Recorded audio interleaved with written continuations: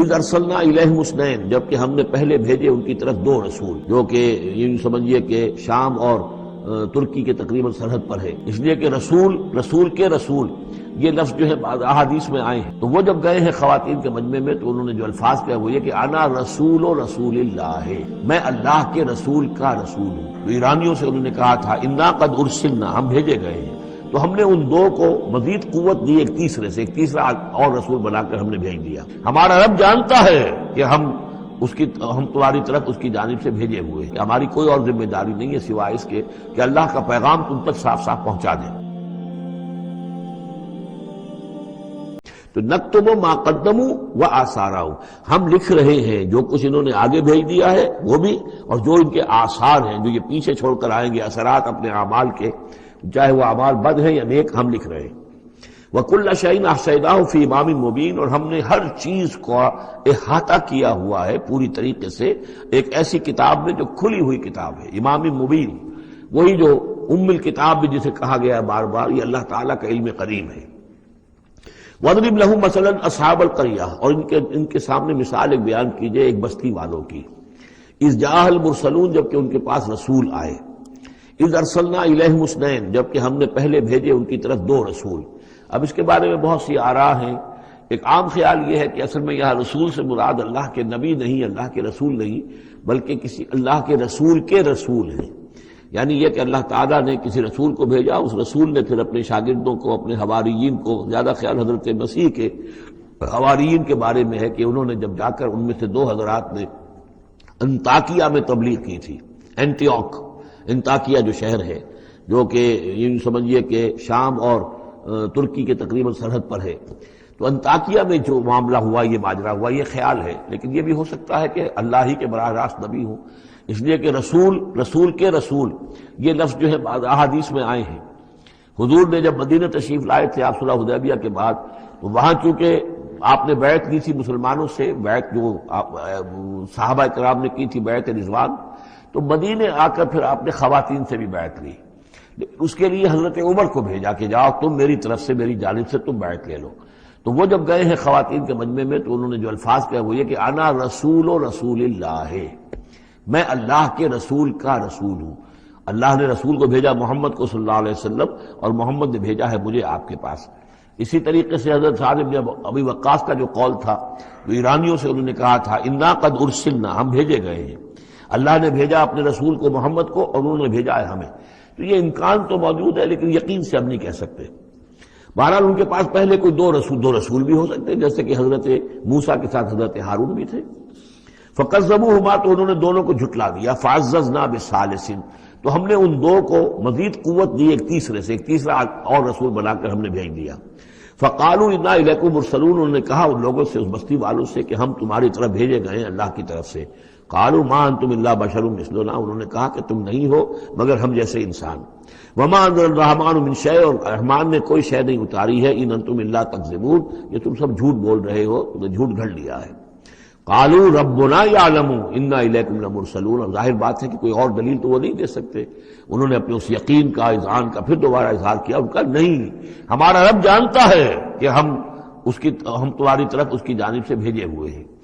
وما علینا الا البلاغ المبین، ساتھ یہ بھی جان لو کہ ہماری کوئی اور ذمہ داری نہیں ہے سوائے اس کے کہ اللہ کا پیغام تم تک صاف صاف پہنچا دیں۔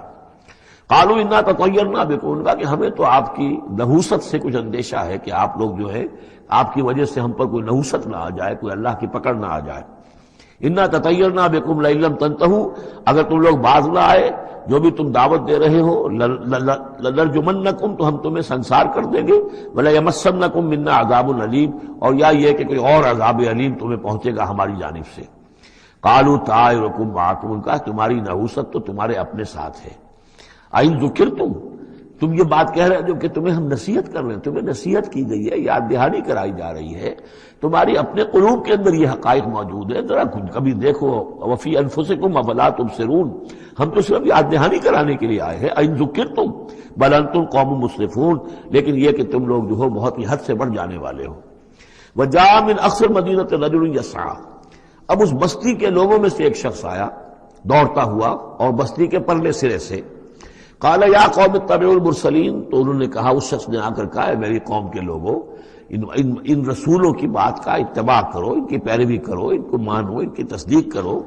اتبعوا من لا یسألکم اجرا، دیکھو انہوں نے تم سے کوئی اجرت نہیں مانگی، تم سے کوئی اور کسی شے کا تقاضا نہیں کیا،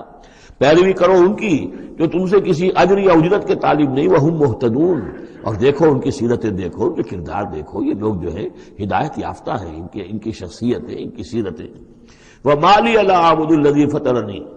اور اس شخص نے، یہ بستی والوں میں سے وہ شخص ہے، انہوں نے کہا مجھے کیا سبب ہو سکتا ہے کہ میں نہ بندگی کروں اس ہستی کی جس نے مجھے پیدا کیا ہے؟ یہی تو دعوت لے کر آئے ہیں کہ خدا واحد کی بندگی کرو، تو کیا رکاوٹ ہے؟ ما لیا، کیا سبب ہو سکتا ہے لاحق مجھے کہ میں نہ پوجوں اور نہ پرستش کروں اس کی کہ جس نے مجھے پیدا کیا، وَإِلَيْهِ تُرْجَعُونَ، اور اسی کی طرف تمہیں لوٹا دیا جائے گا۔ أَتَّخِذُ مِن دُونِهِ آلِهَةً، کیا میں اس کے سوا کچھ معبودوں کو مانوں، کچھ گاڈز اینڈ گاڈیسز کا اقرار کروں؟ ان یریدنی الرحمن بضر لا تغنی عنی شفاعتهم شیئا،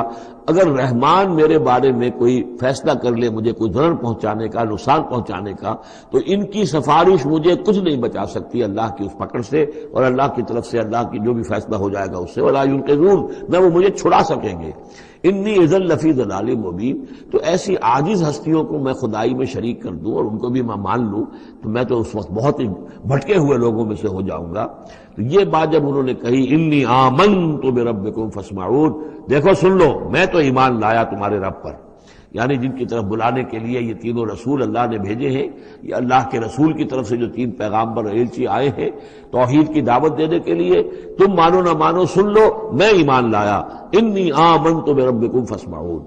اس سے معلوم ہوتا ہے کہ اتنا غصہ چڑھا، رسول تو باہر سے آئے تھے، ان پر تو اتنی زیادہ ان کو کوئی بہت زیادہ جو ہے غصہ نہیں آیا تھا، یہ اپنے میں سے جب ایک آدمی جب اس نے تصدیق کی ہے تو ان کا غصہ جو ہے وہ ایسا ہوا کہ وہ اس کو ضبط نہیں کر سکے، قیل ادخل الجنہ، یعنی انہوں نے فوراً اسے قتل کر دیا۔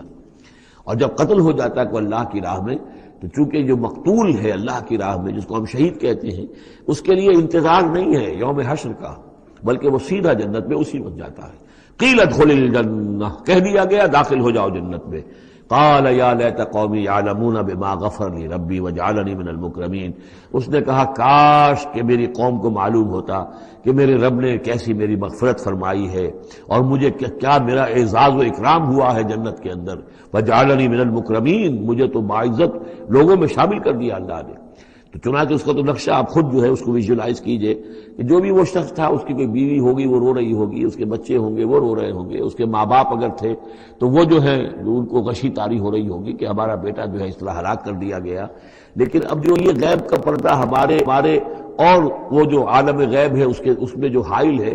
تو یہاں جو رو رہے ہیں ادھر وہ جو اللہ کا بندہ وہ کہہ رہا ہے کاش میری قوم کو معلوم ہو جائے کہ انہیں تو پھر افسوس نہ کریں یہ کہ مجھے تو اللہ نے کیا اعزاز و اکرام جو عطا کیا ہے اور کیا میری مغفرت کی ہے۔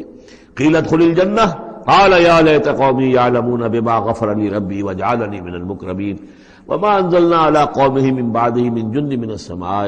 اور پھر ہم نے نہیں نازل کیا اس کی قوم پر اس کے بعد کوئی لشکر آسمان سے، وما کنا منزلین، اور ہمیں کوئی فوج اتارنے کی ضرورت نہیں ہوا کرتی، ان کانت الا صیحۃ واحدۃ فاذا ھم خامدون، وہ تو بس صرف ایک چیخ تھی، ایک چنگھاڑ تھی، ایک بڑی آواز تھی، اور اس کا نتیجہ یہ نکلا کہ وہ سب کے سب بجھ کر رہ گئے، جیسے آگ بھڑک رہی ہو اور ایک دم بجھ جائے، ختم ہو گئے۔ یا حسرۃ علی العباد، حسرت ہے، افسوس ہے بندوں کے حال پر، ما یاتیہم من رسول اللہ کانوا بہ یستہزئون، نہیں آتا ان کے پاس کوئی بھی رسول مگر یہ کہ وہ اس کا استہزاء ہی کرتے ہیں۔ الم یروا کم اہلکنا قبلہم من القرون، کیا انہوں نے دیکھا نہیں